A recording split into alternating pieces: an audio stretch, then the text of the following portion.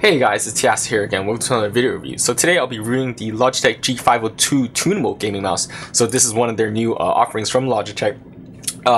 Completely different chassis, completely different shape, and most importantly, they implement a very good new sensor, the PixArt 3366, which has not been seen in any other mouse. So I'm going to talk about the background, price, specs, weight, shape, build quality, scroll wheels, switches, firmware, performance, and overall just conclude. So that's just a rundown of what I'm going to do. So first on to the price. Price of the mouse is priced at $80 US. So this is relatively expensive for an optical mouse. This is an optical mouse, but even though it does go up to 12,000 DPI, $80 US is quite expensive. The Death Adder by comparison is like $59 to $65. The Kana V2 is like $59. So this is relatively expensive. But with Logitech, I feel like you are getting your money's worth. The build quality on this mouse is extremely good. Just when you hold it, it feels very solid. And most importantly, it comes with a 3-year warranty, which most other companies don't offer. Most other companies only offer a 1-year warranty. A 3-year warranty really goes a long way, and you can. I think the money is worth like the warranty. Kind of like an Apple Care, we pay 2 more years. But anyways, in terms of the specs, like I said before, it uses the PixArt 3366 sensor, which means its resolution from 200 to 12,000 DPI. I think they're in 50 DPI native steps, max acceleration 40 Gs, 300 IPS, that's the max speed, 1000 polling hertz, and in general, just and the adjustable weight, which I'll talk about later. So those are its specs. In terms of its weight, this is a relatively heavy mouse, like the G602, or like a lot of Logitech mice. I guess they use solid material, which somehow weighs heavier, I guess. It weighs in at 126 grams, which is quite heavy for a wired mouse. Even for a wireless mouse, it's okay. I mean, the Sensei wireless was really light. It's 110 grams. This is 126 grams, and it's a wired mouse. So in comparison, like the Kana V2, I believe, was like 89. The Death Adder is like 100 grams or somewhere around that. So 126 grams. If you like lighter mouse, or you like to flick your mouse with like such as MOBA gaming, for example, or if FPS you like to flick your mouse, this would not be for you. But however, if you like more like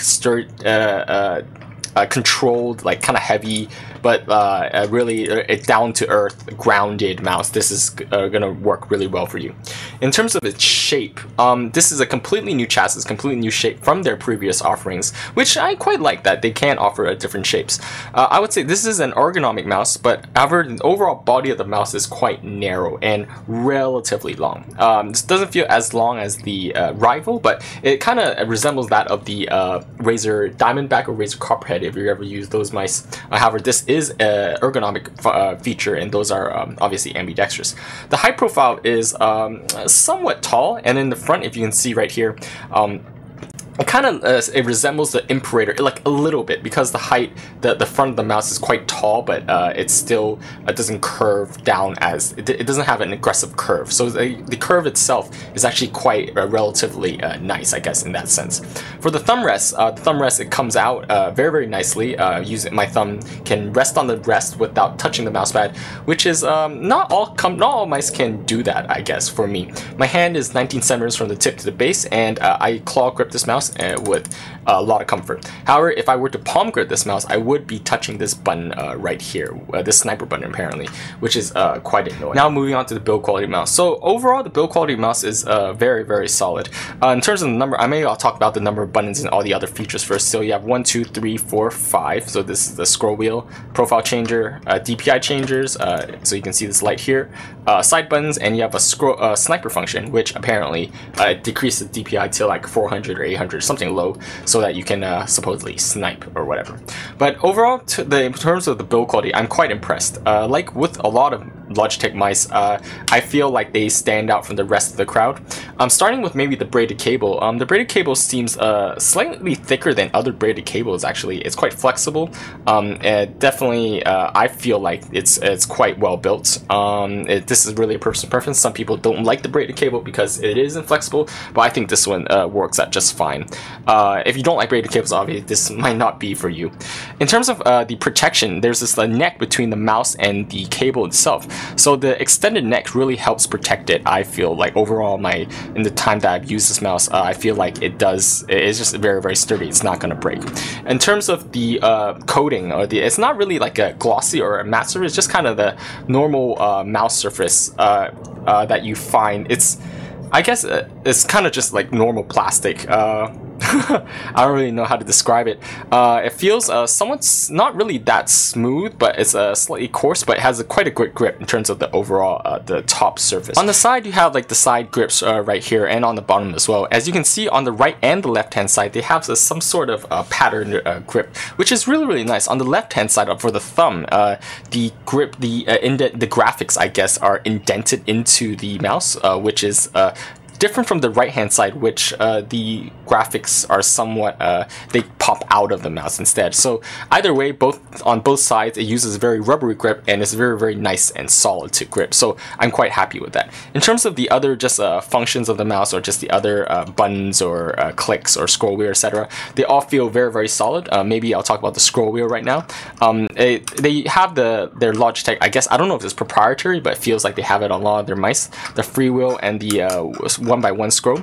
Some people don't like this scroll because it does feel quite heavy, but however, in the free wheel it just spins like that, but in the normal scroll wheel, it does wobble a little bit. Some people might not like that, but then it is quite easy to go from one dent to another. However, the actuation of every single dent is quite prominent, and you can really like feel every single dent quite well. So definitely, I personally like this scroll wheel, but I've heard that other people don't, so this is really just a personal preference. Moving on to the switches of the mouse, so it does use the D2FC F79 Omron switches rated for 20 million. So this is quite common.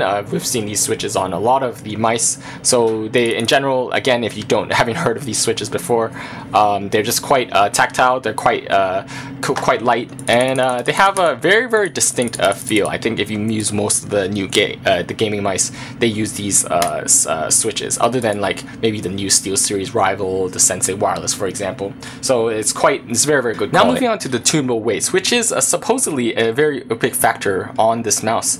If you look at the bottom of this mouse here, you can just like lift this thing, and it comes out. This is very easy, because this is just like a magnetic clip of sorts. It just pops in, it sticks, and you just lift it and it comes out. And basically, you have 6 of these 3.5 gram weights, sorry, 3.6 gram weights that you can attach in various parts of the mouse. So personally, if you like that kind of weight tuning and want to find the perfect weight balance, I would highly advise that this is quite nice. However, I found it odd, because if they had weight tuning, they should have made this mouse more light to begin with. And if people wanted a heavier mouse, then they can use the weight tuning. I don't know why they did it. They made this mouse so heavy anyways, and then add more weight tuning. So technically, with 3.6, you can add, I think it's like there's 6 pieces, so that you can add like 20 grams on these things and make this like 40 grams, like 140 grams, which is absolutely like crazy, like in my opinion. But some people might like it. I personally just like to use it without anything like that. Moving on to the firmware of the mouse. So for Logitech, the software suite, I've always been impressed by the software suite, especially in their new line of the G series software. The G502 doesn't disappoint, and it's almost exactly the same as the older G700S, G500S, and G400S. So you can tune everything from the programming, from the buttons, from the lift-off distance. You can set profiles. I believe you can set a maximum of 3 profiles, which you can change using this profile button. You can also set the 5 different DPI settings, which you can use this like on-the-fly changing, which is quite nice. However, you could change it to something else if you did indeed want to. It has this button. This mouse has like enough buttons. It's like a freaking thing from outer space, like in my opinion. So in terms of the firmware, they've just done again very good job, and nothing to complain about. And I think one of the more prettier firmware softwares I've seen out there from other companies, maybe with SteelSeries, but personally I actually prefer the Logitech one because it just looks nicer. You have macro programming, you have just about everything you need. So firmware. So I want to talk about this the new Pixar R3366 sensor. So they advertise this mouse as a no acceleration, no angle snapping, no smoothing, and basically almost a perfect sensor going up to 12,000 DPI. So from what I've tested from this mouse, and a lot of people have actually attested to this as well, is that for the IPS, it goes up to crazy speeds like 6 meters per second, 7 meters per second for testing. And in terms of the acceleration, definitely from my own test, I could not feel any acceleration from this mouse. In terms of the smoothing, I feel like they reduced this to a minimum. Even though at like higher DPI settings, maybe 8,000, 10,000, or 12,000, there is a little bit of jitter, so I guess they did not really implement smoothing to get rid of it. However, I feel like anyways, most people use like 4000 DPI below. At lower DPIs, it is one of the more responsive mice and responsive sensors, in fact, in the market that I've used so far. So personally, I think this sensor has a lot of promise, even though personally I am not a big fan of the shape of this mouse, and in fact because it's heavy. But if other companies, in fact, maybe like SteelSeries, implemented this sensor into their maybe more ambidextrous mice, this would definitely be up my alley. So overall, I think in terms of the sensor performance, I'm actually very impressed with Logitech's implementation of this perhaps new sensor. I hope they like release on more mice, or maybe other companies can release mice with this sensor as well. So overall, I would really recommend this if you want, if you're kind of just sick and tired of the like 3090 or maybe light sensors in general, you can really take this out for a try. In conclusion, is this mouse worth $80 US? I think in terms of the build quality, in terms of the sensor, in terms of the overall just like comfort, it is quite worth it, this ergonomic mouse. However, the only downsides is that it is quite heavy, and the shape may not fit everyone. I mean, the shape is very subjective, you really have to try it for yourself. The weight thing is definitely something to note as well. However, but in terms of the build quality, in terms of just the sensor performance, I'm actually really happy with it. I've been using it for I've been using it for a while, and in terms of gaming, the performance is just absolutely awesome with Dota 2. However, I felt like the mouse was just slightly too heavy for me, so I'm still sticking with my Kana V2.